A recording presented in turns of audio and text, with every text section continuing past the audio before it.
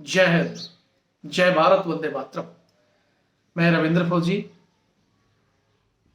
आज एक बंदे का कॉल आया मेरे पास और उसने जो समस्या बताई, मैं चाहता हूँ कि वो आप सबको बताई जाए और उसकी समस्या देश के ऊपर बैठे बड़े अधिकारियों तक और मिनिस्टरों तक जरूर पहुँचे। अब यहाँ बंदे के पास दो चीज़ें हैं।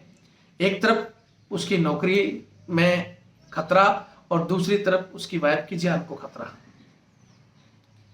बंदे के माँ बाप है नहीं, जो भी परिवार है उसकी वाइफ और वो खुद है।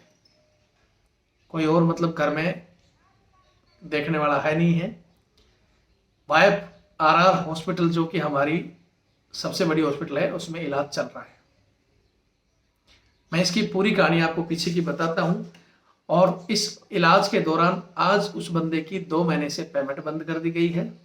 मतलब जो आने जाने का उसका जो खर्चा चल रहा था कि भाई बीमारी में हमारे फौजियों को इलाज तो फ्री ऑफ कॉस्ट चलता है, लेकिन जब बीमार होता है तो उसके बाद में कुछ खाना पाना भी होता है, जूस वगैरह भी होता है और चीज़ें भी होती हैं, उसके लिए भी पैसे की ज़रूरत होती है। और इस स्थिति में आज उसकी पेमेंट भी बंद कर दी गई, उसको यूनिट से AWL कर दिया गया। यानी एक परेशानी के साथ उसके ऊपर और परेशानी आ गई। इस विषय में मैं बताना चाहता हूँ कि उस सीईओ को जिसने AWL किया है, वो सीईओ बोलता है कि तू झूठ बोल रहा है। बंदे को कहता है कि तू झूठ बोल रहा है, बल्कि बंदे ने आरआर हॉस्पिटल के डॉक्टर से डायरेक्ट साहब से बात करवा दी, लेकिन उसके बाद भी साहब मानने को तैयार नहीं। अब इससे बड़ा प्रूफ कैसे करें कि भाई जब डॉक्टर बोल रहा है कि भाई इसको डॉक्टर ने लिख के दिया है कि भाई यहाँ इसको अंदर एडमिट करने की जरूरत है और इसको इसके साथ इसके हस्बैंड को यहाँ अटैच किया जाए।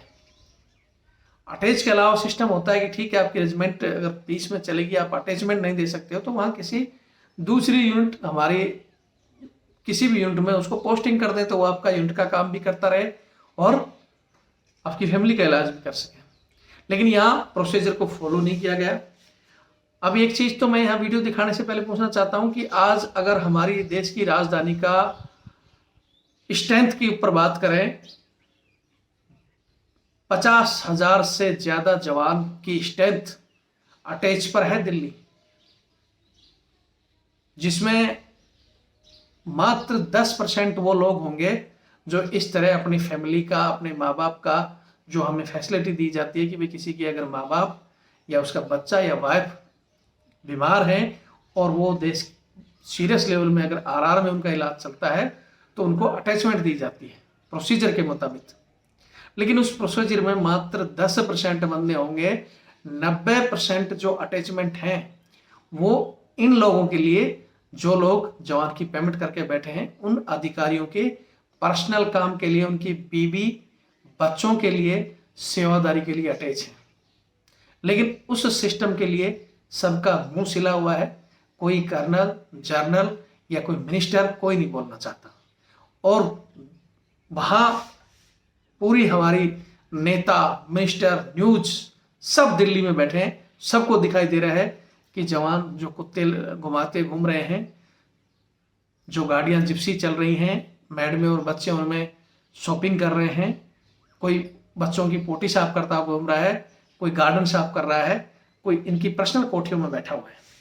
लेकिन किसी की नजर नहीं है।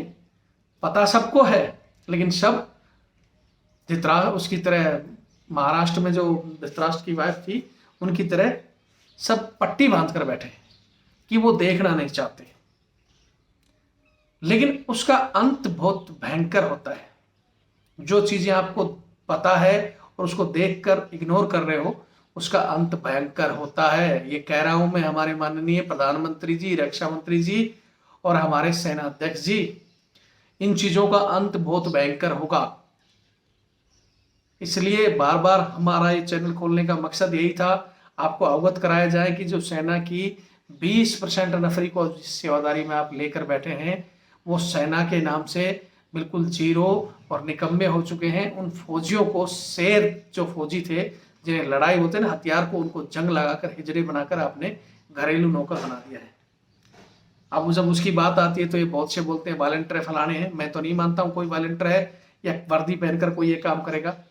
लेकिन अभी इन्होंने सिर्फ नया तरीका है, उनको वर्दी ने पहरा कर, वहां भी मेरे को पता है हमारे बहुत बंदे बैठे हैं जो बताते हैं कि सर पहले दोनों टाइम जाते थे, अब एक टाइम कर दिया और शोल्डर रेस में जाते हैं। कोई भी कुत्ता शोल्डर रेस में घुमाता है या फिर कुत्ता घुमाना छोड़कर अंदरूनी काम चल रहे हैं। वो विषय पर तो चर्चा होती रहेगी। हमने ऑलरेडी उसके लिए सुप्रीम कोर्ट में केस भी डाला हुआ है। यहाँ जो मैं बता रहा था इस बंदे की रेजिमेंट कुछ दिन पहले राजस्थान में थी। वहाँ इसके पेट के अंदर इसके बच्चे की डेथ हो गई और वहाँ एमएच के अंदर ही इसका अबॉर्शन कराया गया।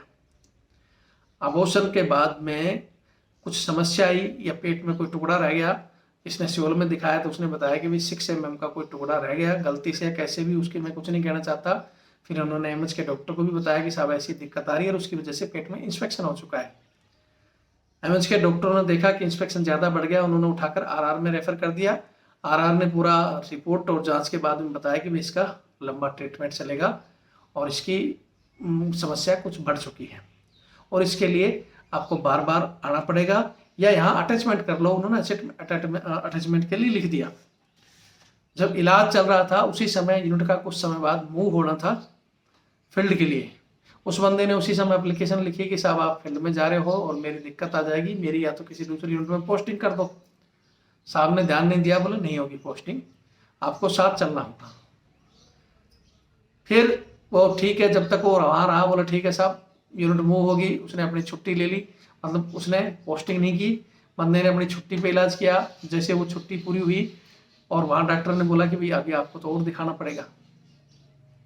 और फिर डॉक्टर ने बोला कि अपने सीओ से बात कराओ। बंदे ने सीओ से बात कराई डॉक्टरों की, लेकिन सीओ बोलता है कि नहीं मैं नहीं मानूंगा, ये झूठ बोल रहा है, डॉक्टरों को कुछ ले देकर गया होगा। मतलब इनको सेना के डॉक्टर पर भी विश्वास नहीं है। सिर्फ यही एक इंसान है जो मतलब सच्चा है, सब कुछ है, और बाकी सब इनको झूठ लग रहा है। इन्होंने मना कर दिया। उसके बाद बंदे की वाइफ ने साहब की मैडम को भी बताया कि मैडम ऐसी ऐसी प्रॉब्लम है। तो मैम साहब तो पूरा रेजिमेंट ही चलाती हैं, वो तो खुद कहते हैं कि भाई ऐसे सबकी समस्या आ गई तो वहाँ साहब के साथ फील्ड में जाएगा कौन? क्या सबको यहाँ छोड़ दें? नहीं छोड़ेंगे, वो तो और भी ज़्यादा हुक्म चलाती हैं।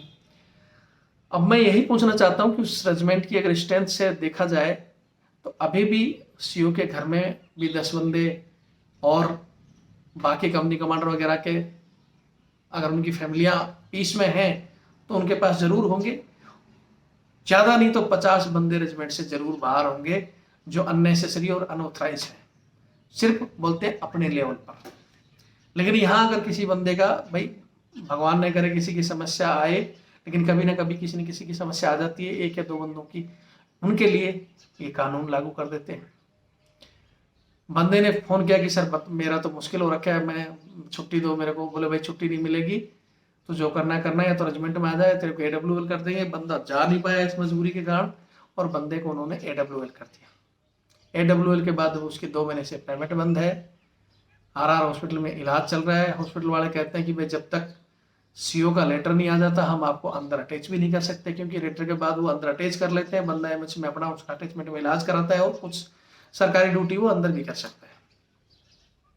अब ऐसी स्थिति में उसको मैंने बता दिया है, कल वो उनकी मैडम का और उनका वीडियो मेरे पास आ जाएगा, मैं इस चैनल में डाल दूंगा। लेकिन इस स्थिति का मैं उन लोगों से फिर जवाब मांगना चाहता हूं कि वो 50,000 जो तुम्हारे घरेलू नौकर बनाकर तुमने बैठा रखे हैं, उनके लिए कहाँ से ऑर्डर आता है? कहाँ से बंदे स्पेयर होते हैं?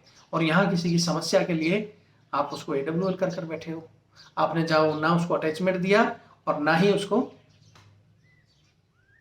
पोस्टिंग भेजा। अब इससे ज़्यादा आगे मैं कुछ नहीं कहना चाहता। आगे की जो बात होगी मैं आपको बताऊंगा। हमारे जवानों से कहना चाहता हूँ, हमारे देश की जनता से, कि इस तरह की समस्याओं से जूझ रहा है हमारा सैनिक। आपको लगता है कि सैनिकों की समस्या वास्तविक है और सैनिकों को जो सम्मान मिलना चाहिए सम्मान मिले, उनको अपना हक मिले, तो इस वीडियो को ज़्यादा से ज़्यादा शेयर करें और उन अंधों की आंखों पर पट्टी को खोलें ताकि वो इस चीज़ को देखें। जय हिंद, जय भारत, वंदे मातरम।